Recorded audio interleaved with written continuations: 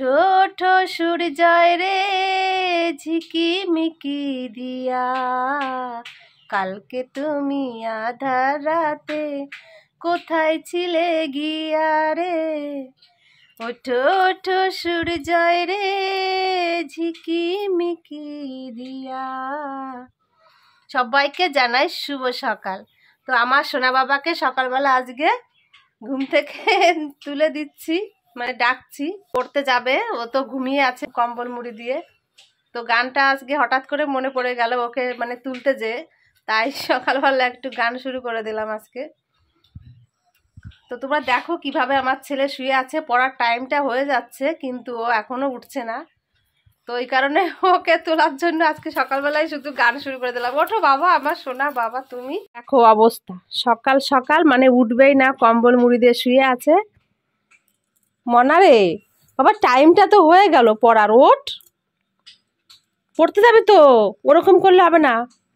ওঠো, 7টা বেজে গেল বাবা, আমি এবার বেরাবো। বিছানাটা তুলে নি একবারে, ওঠো। আরো বেশি করে যেন শুয়ে থাকছে, অন্যদিন উঠে যায়, আজকে যেন উঠতে ইচ্ছা করছে না। হ্যাঁ, এই যে আমার সোনা উঠে গেছে। ও আমার সোনা বাবা, আমার ঘরটা পুরো আলো হয়ে গেছে আমার সোনার মুখটা দেখে। সকাল সকাল অনেক ঘুমোলে, এখন ওঠো, পড়তে যাওয়া, তাড়াতাড়ি যাও, টাইম হয়ে যাচ্ছে কিন্তু, তাড়াতাড়ি পড়তে যাবে, উঠে যাও।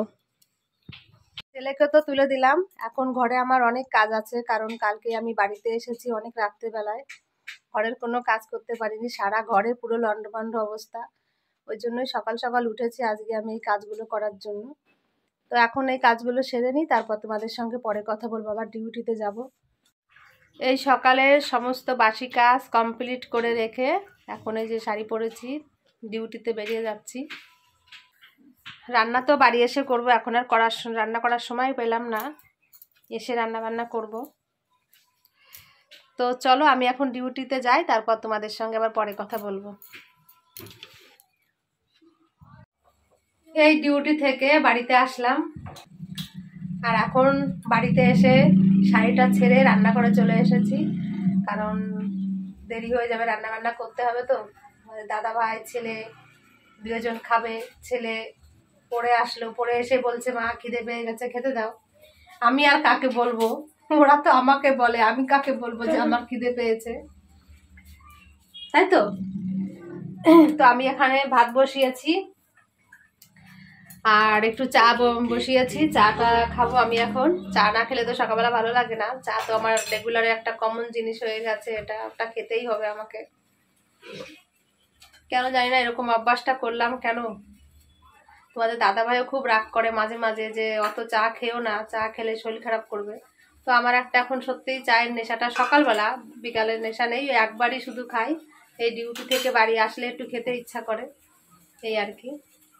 তো যাই হোক, আমি এখন রান্না করব, ভাত তো বসিয়েছি, আর মাছ আছে। এর আগে কালকেই তো সকালে, না পরশুদিন সকালবেলা মাছ রেখেছিলাম, তো সেই মাছটা একটু আছে, সেই মাছ দিয়ে ভাবছি একটু বেগুন দিয়ে ঝোল রান্না করে দেবো। এখন আপাতত খেয়ে নিই, তারপর দেখা যাবে পরে কি করা যায়।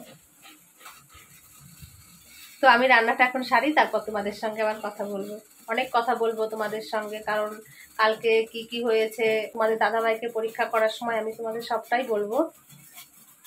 তো ভিডিওটি পুরোপুরি তোমরা দেখতে থাকো, তবে বুঝতে পারবে। তোমাদের আমি সবটাই তো বলি আর সবটা বলবো। এই যে এখানে বেগুনের ঝোল রান্না করেছি মাছ দিয়ে, কালো জিরে ফোড়ন দিয়ে পাতলা করে ঝোল। আর এখানে করেছি পালং শাক দিয়ে একটা সুন্দর রেসিপি, পোস্ত দিয়ে বড়ি দিয়ে, কুমড়োর বড়ি দিয়ে রান্না করেছি। তো এই হলো আজকে রান্না আমাদের। এই রান্না বান্না সেরে খাওয়া দাওয়া করে উঠলাম। খাওয়া দাওয়া করে উঠতেই আজকে তোমাদের দাদা ভাইয়ের ব্লাডটা নিতে চলে এসেছে, কারণ সব পরীক্ষা মোটামুটি হয়ে গেছে, শুধু ব্লাড টেস্টটাই বাকি আছে। ওটা লাস্টে করবোই ভেবেছিলাম, কারণ পরীক্ষার রিপোর্টগুলো সব হাতে পেলে তারপর ব্লাড টেস্টটা করার কথা ছিল। তো সেটাই করব আজকে। এই যে ব্লাডটা নিতে চলে এসেছে, এখন ব্লাড দেবে তোমাদের দাদা ভাই। আর আজকে তো প্রচুর পরিমাণে হাত পা মুখ ফুলেছে, কারণ কালকে একটু হাঁটাহাঁটি পড়েছে। আজকে সকালবেলা উঠে মানে দেখছি যে মুখ পুরো ফুলে গেছে, পাও অনেকটা ফুলেছে আজকে। বেশি হাঁটাচলা করলেই ফুলে যাচ্ছে, যখন একটু শুয়ে বসে থাকে তখন একটু কম থাকে, কিন্তু কালকে প্রচুর হেঁটেছে তো ওই কারণে আজকে বেশি ফুলেছে। তো সবে এই যে খাওয়া দাওয়া করলো, আমরাও খেলাম। এখন এখন এই যে বেলারটা দেবে।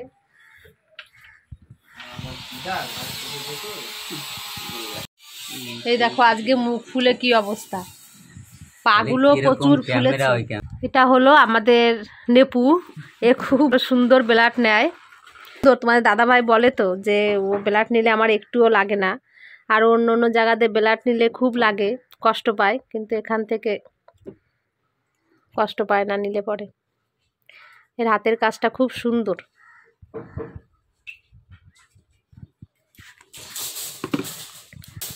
যেটুকু বেলাট তৈরি হয় তো নিতে নিতে সব শেষ রে নেপু, সত্যিই তাই। 20 কেজি রক্ত তো মানে 12-13 বছর বেরিয়ে গেলে রক্ত টেস্ট। আর শরীরের পরে অত্যাচারও প্রচুর হলো বাবা, মানে এত কর্মফল খারাপ করলাম আমরা দুজন মানুষ, তার কি বলবো। ও পালো দেহের যন্ত্রণা, আমি পালাম মনের যন্ত্রণা। শরীরে তো ব্লাড নেই, তো এই যে প্রথমবারে যে ইঞ্জেকশন দিল ব্লাডটা বেরালো না, এখন ওই যে হাত চেপে আছে।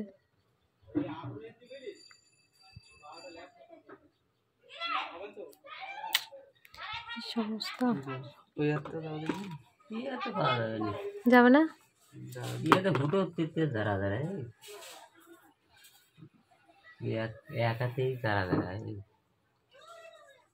শরীরে তো কিচ্ছু নেই, কোটা হাড় ছাড়া কিছু নেই, দেখ না।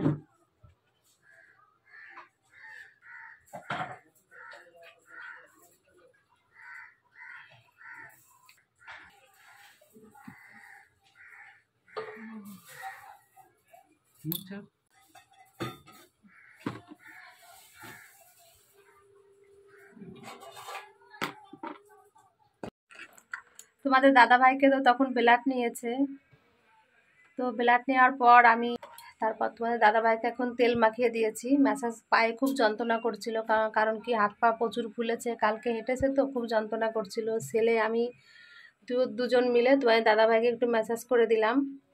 এই যে ম্যাসাজ করে দিয়ে হাতে পায়ে সব তেল মেখে দিলাম। তেল মেখে এখন রোদ্দুরে চেয়ার দিয়েছি যে এখানে চুপচাপ করে বসো, তারপর স্নানটা করবে। সব জায়গায় তেল মেখে দিয়েছি আমি ভালো করে। পাগুলো কিভাবে ফুলছে এখন, এই সমস্ত সব ফুলে গেছে, পুরো ডেবে যাচ্ছে, দেখাও। এই যে এগুলো পুরো ডেবে যাচ্ছে এখান দিয়ে, এত পরিমাণে ফুলে গেছে।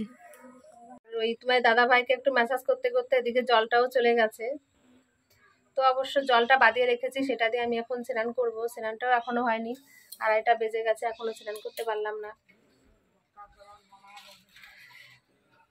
তো এখন আমি যাই স্নানটা করে আসি, ওর জন্য জল বাদিয়ে রেখেছি। অবশ্য দুজন একসঙ্গে আজকে স্নান করব।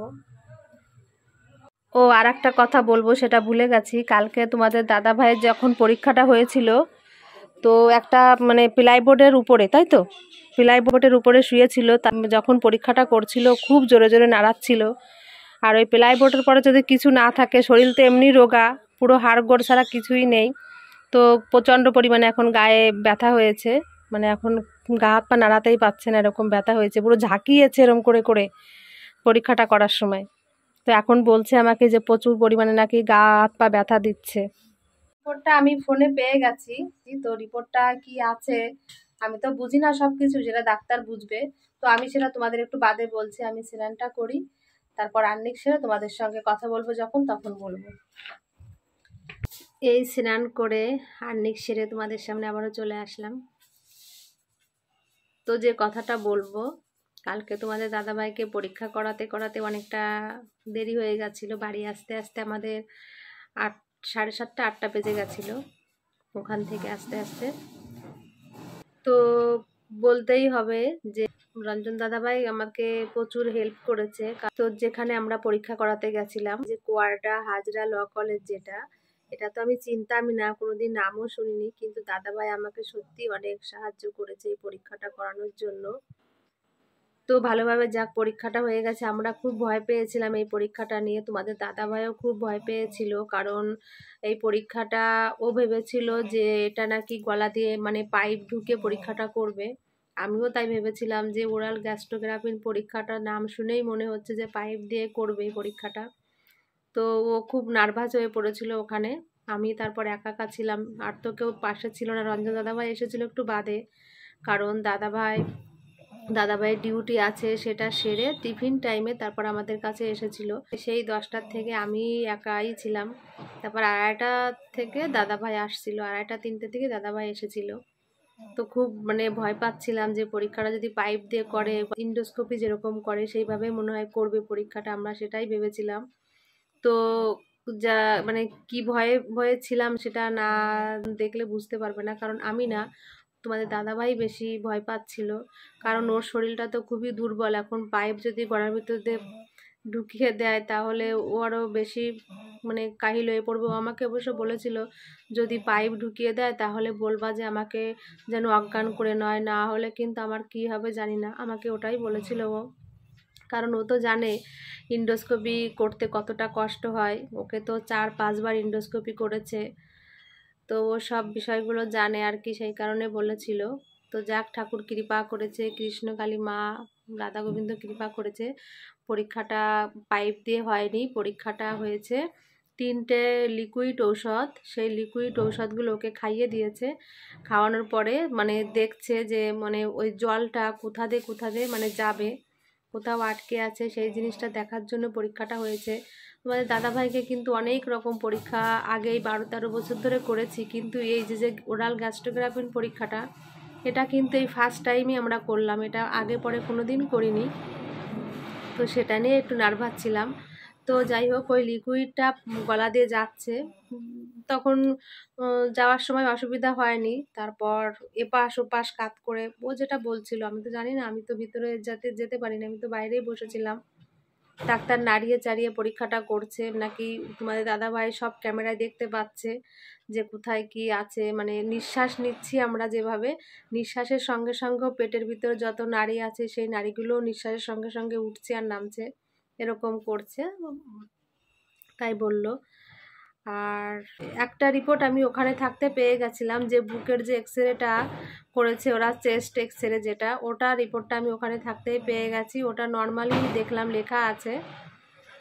আর ওরাল গ্যাস্ট্রোগ্রাফির পরীক্ষার রিপোর্টটা মানে পেলেটটা পেয়ে গেছিলাম, কিন্তু মেন রিপোর্টটা পাইনি আমরা, সেটা বলেছে পরে পাবে। তো সকালবেলায় আমি তো দেখেছি ওখানে স্ক্যান আছে, ওই স্ক্যানে আমার গুগলে টাচ করলে আমি পেয়ে যাই রিপোর্টটা। দাদাভাই শিখিয়ে দিয়েছিল, রঞ্জন দাদাভাই, না হলে তো আমি জানতামই না। তো সেটা দেখে রিপোর্টটা যাক পেয়ে গেছি। এখন এই রিপোর্টগুলো মানে আমি তো বুঝি না রিপোর্টে কি আছে না আছে, তো সমস্যা তো আছেই। ওখান থেকে বলে দিয়েছিল তোমাদের দাদাভাইকে যেখানে ডাক্তার দেখাচ্ছ সেখানেই বুঝবে এইসব বিষয়ে। তো ওই কারণে আর কি রিপোর্টগুলো সব মোটামুটি কমপ্লিট হয়ে গেছে। আজকে ব্লাডটা নিল, রাত্রেবেলা রিপোর্টটা আসবে। কালকে আমি যত রিপোর্ট করেছি তো কালকে আমি ডাক্তারের কাছে হোয়াটসঅ্যাপে পাঠিয়ে দেব। এবার ডাক্তার দেখে কি সিদ্ধান্ত নেবে সেটা ডাক্তার বুঝবে আর কি। এই হলো ব্যাপার। অনেক এই রিপোর্টগুলো করা নিয়ে অনেক যুদ্ধ করেছি, কতদিন ধরে মানে খুব টেনশনে ছিলাম রিপোর্টগুলো করা নিয়ে কিভাবে করব। যাক, ঠাকুর মিলিয়ে দিয়েছে, রিপোর্টগুলো সব আমি করে ফেলতে পেরেছি। এখন আমি ডাক্তারের কাছে পাঠানোর অপেক্ষায় আছি, কালকেই পাঠিয়ে দেবো, আমি বসে থাকবো না, এমনিতে অনেকটা দেরি হয়ে গেছে রিপোর্টগুলো করতে করতে। আর তোমরা আমাকে সাহায্য না করলে আমি এই রিপোর্টগুলো সত্যি করাতে পারতাম না।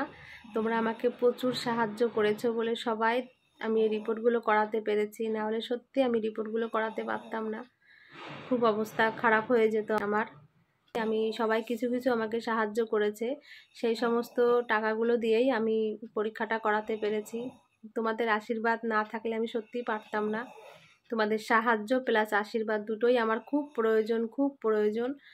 তো তোমরা আমাকে এইভাবে সবাই একটু সাপোর্ট করো, না হলে আমি নিজে কি করতাম আমি জানি না। আর এখন তো অনেক অনেক কথা বললাম, সে কথার কোনো শেষ নেই। আর তোমার দাদাভাই ঘুমিয়ে আছে এখন, একটু ছেলেও একটু শুয়ে আছে, আমিও একটু শোবো। দুপুরবেলা খাইনি, এখন আমরা কেউ ভাবছি একটু শুয়ে থাকি, একটু পরে উঠে খাবো। খেতে এখন আর ইচ্ছা করছে না, একটু বেলা করে খেয়েছি তো আমরা সবাই। তো আমার ভিডিওটি আমি এখানেই শেষ করছি। তোমরা সবাই খুব ভালো থেকো। ভিডিওটা বড় হয়ে যাবে বলে বেশি বড় ভ্লগ করতে পারি না। তো তোমরা সবাই খুব ভালো থেকো, আর আমাকে সবাই যেরকম তোমরা সাপোর্ট করছো সবাই এইভাবে সাপোর্ট করো, তাহলে তোমাদের দাদা ভাইকে আমার কাছ থেকে ভগবান কেউ কেড়ে নিতে পারবে না। তোমাদের আশীর্বাদ আমার সব সময় প্রয়োজন, সব সময় প্রয়োজন।